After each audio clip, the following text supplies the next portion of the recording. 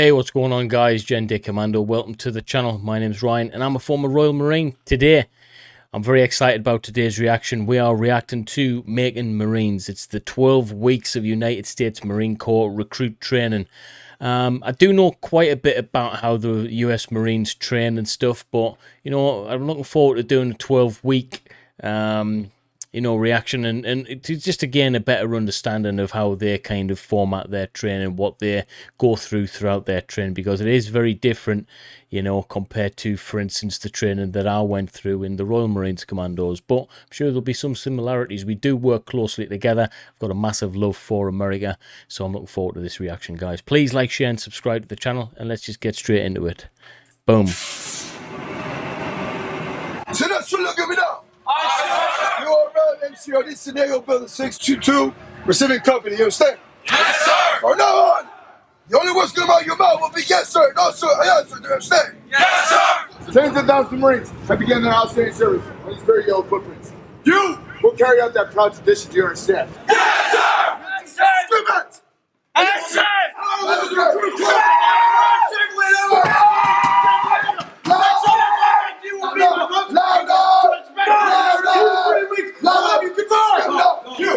Right, so the first key difference, and I am doing a reaction to Royal Marines recruit training as well, concurrent to this, is the sheer aggression that you kind of initiated with in the beginning of the United States Marine Corps training. It's done for, you know, a very good reason. You know, there's a lot of young men and women going through this train at one time, and you have to meet the standards. All right, you have to adapt to the process. The only way to do that sometimes is just to be this way. Now, the Royal Marines is very different. There's maybe a troop of 50 go through every 2 weeks. Numbers in comparison is really small, so we have to do things differently, you know, and I think we're going to see a lot of differences in that respect. You have just taken your first steps in becoming members of the world's finest fighting force, the United States Marine Corps. Yeah, can't disagree with that. These recruits are entrusted to my care. These recruits are entrusted to my care. I will train them to the best of my ability. I will train them to the best of my ability. I will develop them into. I will develop them into Smartly disciplined. smartly disciplined, Physically fit. physically fit, Basically trained Marines. basically trained Marines, Thoroughly indoctrinated. thoroughly indoctrinated, In love of foreign country. in love with foreign country. I will demand of them. I will demand of them And demonstrate by my own example. and demonstrate by my own example The highest standards. the highest standards, Personal conduct. Personal conduct. Rallying. Rallying. And professional skill. professional skill. Take charge of these men and make them Marines. Aye, aye, sir. Making Marines, yes, let's go. Training. So this week we covered McNabb. We also did the Band of the Star Force. And then we get the recruits ready for transition on the second phase. So it's more demanding with the height and running. Push, faster! Push! Draw! Push up with the rifle! Push faster!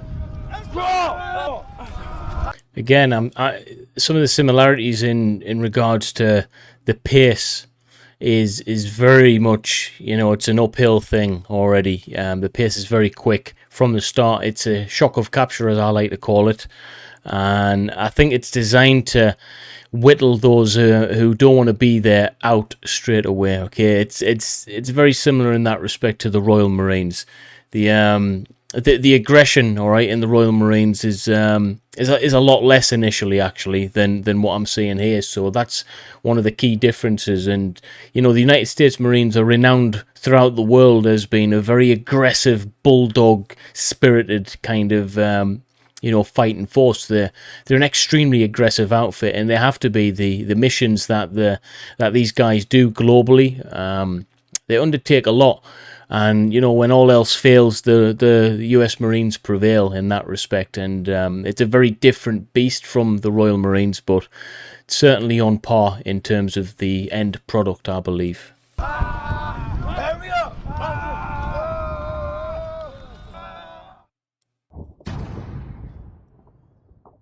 Ready? Execute! Here we go, pay attention, got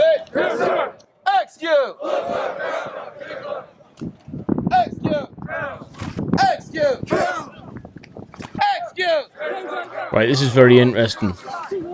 This is really So right interesting. now, we're doing the combat fit. So just to pause this again. So what you're saying there is, you know, a version of close quarter combat that the US Marines are quite proficient in. So proficient, in fact, that they send an instructor over, a few instructors over, normally a gunnery sergeant, to the Royal Marines Commandos in Lympston, and that's the Commando Training Centre for you guys who don't know.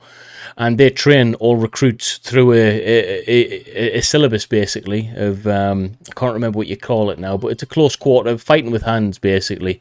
And they take us through a syllabus, and that follows us throughout the rest of our career. So when you become a fighting man at a unit, you also continue to be trained in this by a US Marine, okay, a gunnery sergeant, like I said. So we do work quite closely with these guys, and there's certain elements of their training definitely comes across to our training as well. Fitness test. It's 2 laps, you understand? Yes, sir. Ready, go. You know, measuring their strength, see how they're performing on that. Get up, run. Crawl. It's important for the recruits to experience because this is their first time in recruit training. This is the first time they're learning about the Marines, and for us to throw this on them and have them train like this, it gets in their mindset that this is, you know, it's not just about them anymore. It's not me, it's us. Yeah. It's about Marines, brotherhood. We also have the senior drill instructor inspection. Basically, we get to see their attention to detail as far as their uniforms, as far as their cleanliness of weapons, and just the knowledge that we've instilled in them since the moment they picked up on us. Yeah.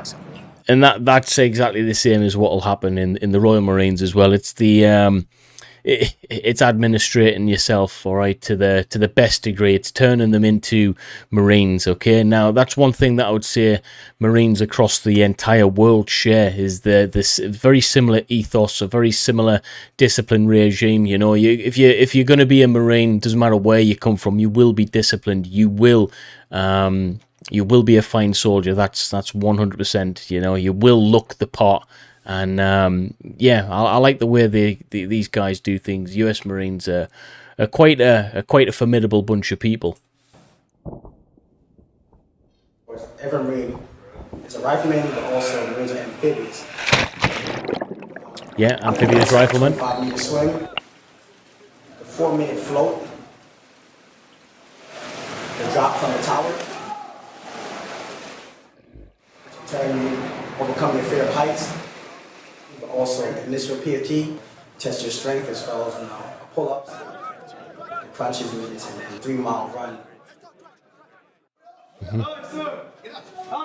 Recruits pack up their food in the house and move up to Camp Pelton, which moves into the second phase, which is rifle marksmanship.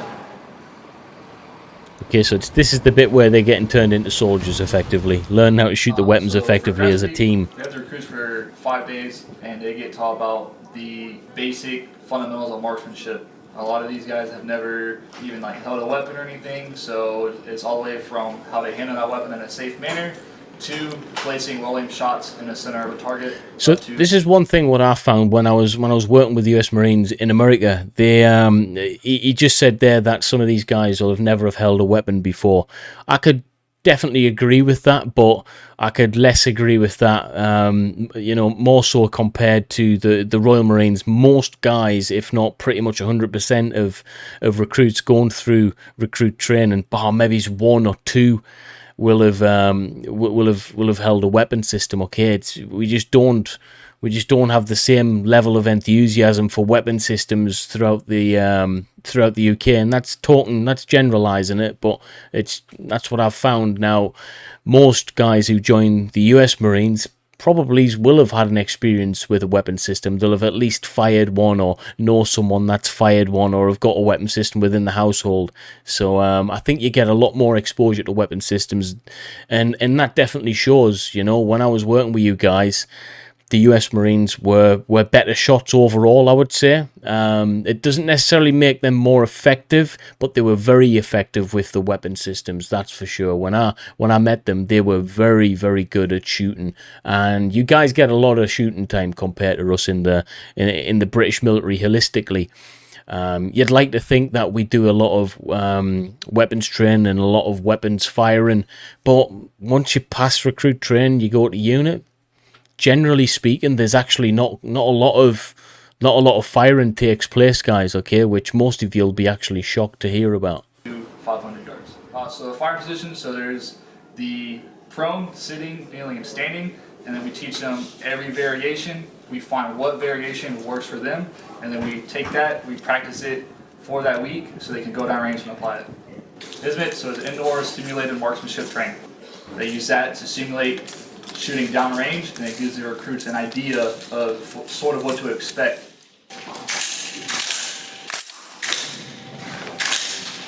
The recruits were in Grass Week with a 5-mile hike.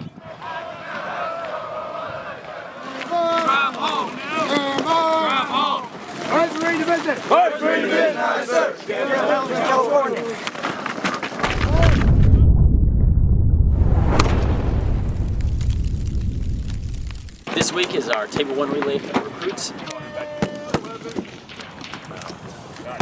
Many of the recruits, this is their first time ever actually firing a live round. Wow. They're taking everything that they did last week, learning how to aim, the proper shot placement, proper stances, proper positions and holds, and they're actually applying that to live rounds this week.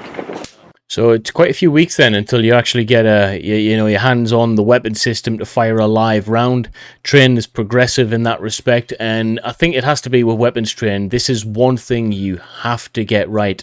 It has to be done correctly, because even on a range where it's coordinated and the safety marshal's out and you know what you're supposed to be doing, accidents can happen, guys, okay? And we need to try and minimize, the effects of bad drills, especially on the range, okay? And the US Marines have got quite good range keeping safety provisions. You know, when I was in the Mojave Desert, for instance, the ranges over there were some of the best I've ever fired a weapon on, okay? But they were very, very safe.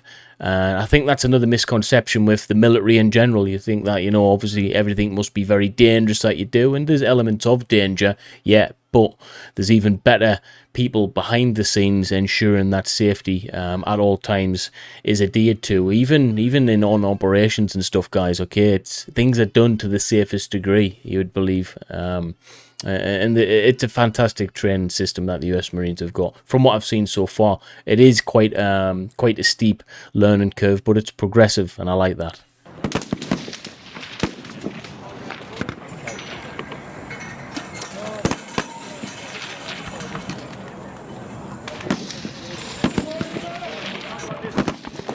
They fire all day long, multiple days before they actually qualify. Every recruit will have a coach standing over them that is willing to help them out and turn them into the marksmen that we need them to be as Marines.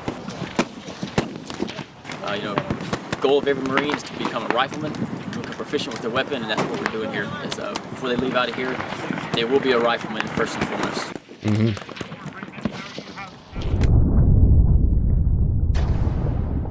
Let's go. So this week, Fox Company had field week.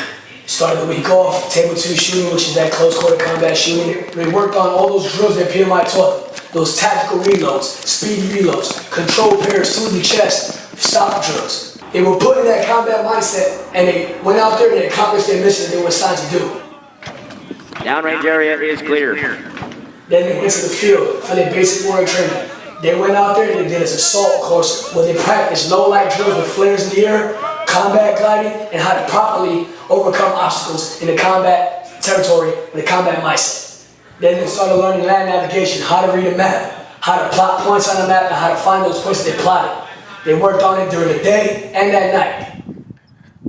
Navigation, that's something that most people don't even think about before joining the military, okay? And it's a skill set that's massively underestimated. If you don't know how to map read and you haven't got your bearings about you, your natural instincts of the land to navigate, and to have your wits about you in that respect, you're going to struggle, all right? Especially in the Marines, because at the end of the day, like you just said there, we might be water-bearing, amphibious Marines, but we're riflemen as well, and that was a skill that I really struggled at initially, and I practiced and I became quite effective and quite proficient at navigating, okay? And it's a real fun skill set to learn. Anyone who knows anything about navigating, it's not easy, guys. Drop a comment below if you've done it before and tell me if you've gotten lost. I want to hear some of your lost stories. Team week is first week of third phase. This is a week where we start really transitioning and giving the recruits the responsibilities of taking care of each other, doing the right thing when nobody's watching. They go to different agencies and they just help out, breaking boxes down, cleaning up, stocking shelves, whatever needs to get done around the depot. Also this week we had an interior guard showing the recruits the purpose of standing duty in a more real-life situation. The drill instructors also do scenarios. For example, if somebody comes on the area of operation and the recruits get challenged with tasks like that. The Series Commander's inspection is an inspection done by the Series Commander, and what he's looking for basically is for them to be able to articulate themselves, talk with confidence, demonstrate bearing. It's preparation for company commander's inspection and the battalion commander's inspection. Yeah. Very similar to the Royal Marines in terms of what we do. The inventory PFT measures the fitness of the recruits since they've been here at recruit training.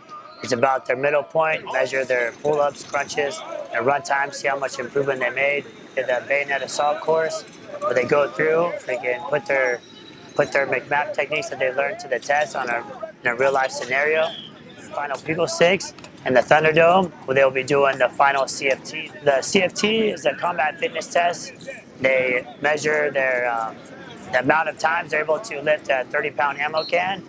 They do a obstacle course that consists of carrying ammo cans, zigzagging through obstacles, low crawling, high crawling, sprinting, and doing a fireman's carry.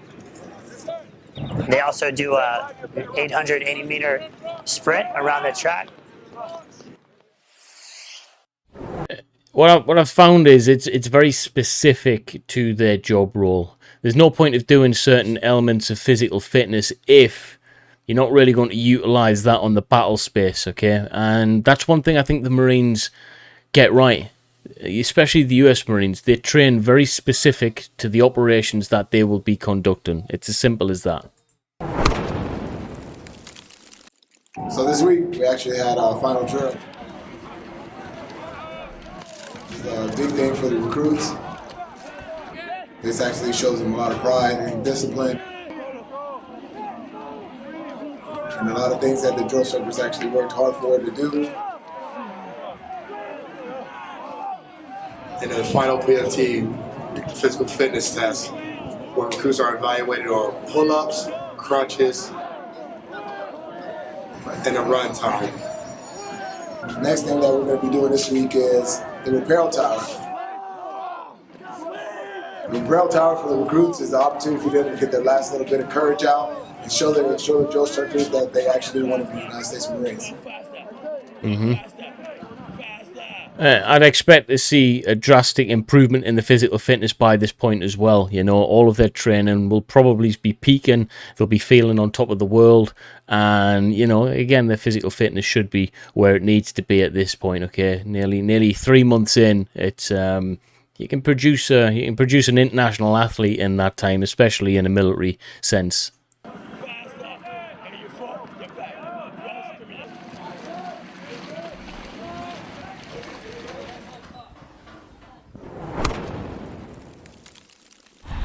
The chamber is filled with CS gas, a non-lethal tear gas. Yeah, this is not nice.